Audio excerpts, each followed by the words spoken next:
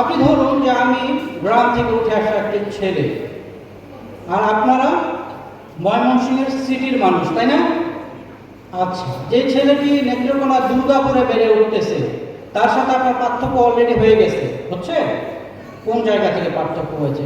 আমি তো বলি নেত্রকোনা দুর্গাপুরে যে ছেলেটি বেড়ে উঠছে, সে অনেকাংশে আপনার আমার থেকে বেশি স্বাবলম্বী।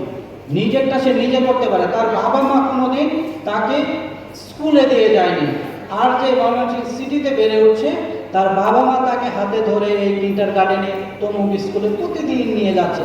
তাই তার যে অভিযোজন ক্ষমতা, আর আমার সিটিতে ময়মনসিংহ সিটিতে যারা বেড়ে উঠছে তার অভিযোজন ক্ষমতা কি এক? সে বাইবোন সাঁতার শিখছে, হয়তো পুকুরে একটু পড়ে গেছে, নিজে ডুবতে উঠতে পরের দিন থেকে সে। তাই নেতৃত্ব, সাফল্য এগুলা প্রশিক্ষণের মাধ্যমে অবশ্যই সম্ভব, কিন্তু প্র্যাকটিসের মধ্য দিয়ে যেতে হয়, এটা চর্চার মধ্য দিয়ে যেতে হয়। কিছু চর্চা থাকে অটো পাইলটিং মোডে থাকে, সেটা সে শিখছে শিখছে শিখছে। আর একটা হচ্ছে শেখানো, আমি শেখাচ্ছি, আমি তৈরি করছি। একটা হচ্ছে ম্যান মেড, তাই না? আমরা যেটা তৈরি করছি সেটা হচ্ছে ম্যান মেড, আমরা রেডি করার চেষ্টা করছি। এই ক্ষেত্রে হুমায়ুন আহমেদের অনেক কিছুই আপনারা পড়ে থাকবেন, যে তিনি তার হিমুকে মহাপুরুষ করে উঠানোর যে বিষয়টা, তাই না? হিমুর বাবা কি চাইতো, তাকে মহাপুরুষ বানানো। মহাপুরুষকে এরকম বিষয় যে তার মধ্যে এই বিষয়গুলো আরোপ করে দিলে সে মহাপুরুষ হয়ে উঠবে না। এটা কিছু বিষয় থাকে ভিতর থেকে উজ্জীবিত হওয়ার, উঠে আসার বিষয় থাকে। এই বিষয়গুলোকে আসলে আমাদের পার্থক্য করতে পারতে হবে, সাফল্যগুলোকে নির্ধারণ করতে পারতে হবে।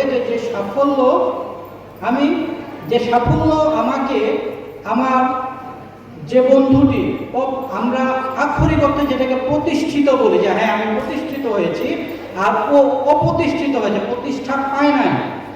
যে সাফল্য আমাকে ওই বন্ধুটিকে, ওই আত্মীয় স্বজনটিকে ভুলে যেতে সহযোগিতা করে, ওই সাফল্য আমি কোনো প্রয়োজন মনে করি না। যে সাফল্য আমাদেরকে একীভূত করার চেষ্টা করে, যে সাফল্য আমাকে সবাইকে নিয়ে এগিয়ে যাওয়ার জন্য উদ্বুদ্ধ করে, সেই সাফল্যে আসলে আমার প্রয়োজন। যে সাফল্য আমাকে অমানুষ করে তোলে, যে সাফল্য আমাকে বিবেক বুদ্ধি বিসর্জন দিতে সহযোগিতা করে, সেই সাফল্যের আমি ঘোর বিরোধী।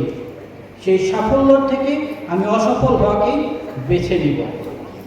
আসলে এই যে আমাদের দেশের বিওএলসি যে কাজটা করছে, খুবই গুরুত্বপূর্ণ কাজ। এগুলোর প্রাতিষ্ঠানিকীকরণ দরকার।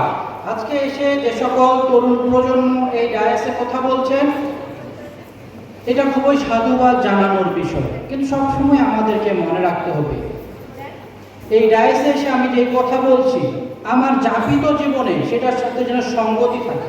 আমি ধরুন যে এখন আমাদের লাইফটা হয়ে গিয়েছে, একটা হচ্ছে ভার্চুয়াল লাইফ, একটা হচ্ছে রিয়েল লাইফ, একটা হচ্ছে রিলস লাইফ, একটা হচ্ছে রিয়েল লাইফ। যদি আমি আমার রিয়েল লাইফ এবং রিলস লাইফের মধ্যে সাযুজ্য না করতে পারি, আমি কিন্তু খুবই হিপোক্রেট একটা মানুষ, মুখোশধারী একটা ব্যক্তিত্ব পরিণত হবো। এডিসি জেনারেশন খুব ভালো ভালো কথা বললাম, ব্যক্তি জীবনে গিয়ে একজন মানুষ আমি খুবই অত্যাচারী মানুষ, খুবই নির্যাতক মানুষ, খুবই সময় অনুবর্তিত মানুষ, কাউকে শ্রদ্ধা করি না, এই টাইপের মানুষ। তাহলে কি হলো? এটা ঠিক হলো না। আমার রিলস লাইফ এবং রিয়েল লাইফের মধ্যে সাযুজ্য থাকতে হবে। আমি যে ভালো ভালো কথাগুলি আমি এখানে বলছি, আমার যাপিত জীবনে এই কথাগুলির যেন প্রতিফলন থাকে। তাহলে আমি যে ধরনের বাংলাদেশের স্বপ্ন আপনারা দেখছেন, আমরা দেখাতে চাই, সেই বাংলাদেশের সম্ভাবনা আমি দেখি, সেই বাংলাদেশকে আমরা পেতে পারি আপনাদের মাধ্যমে। আজকে আপনি দেখুন, আজকে আপনারা আমাদের কাছে যে উন্নত বিশ্ব বলতে আমরা দেখি কি ওয়েস্ট, পশ্চিমারা খুব উন্নয়ন করে ফেলেছে, আর আমরা কি অর্থে পিছিয়ে রয়েছি?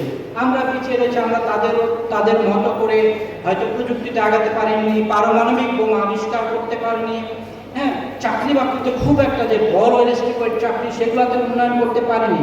আদতে উন্নয়ন কি তাই? আদতে কি সাফল্য তাই? আদতে কি উন্নত বিশ্ব তাই? আজকে এই পারমাণবিক বোমার ঝনঝনানিতে সারা বিশ্বে কি হচ্ছে? নিরীহ মানুষদের উপর অবাধে এই পারমাণবিক শক্তিকে কাজে লাগে নির্যাতন করা হচ্ছে। এই আমার কাছে পারমাণবিক শক্তি আছে, আমার সাথে যদি লাগতে আসে তো ধাম করে তোমার মুখে একটা পারমাণবিক বোমা মেরে দেবো।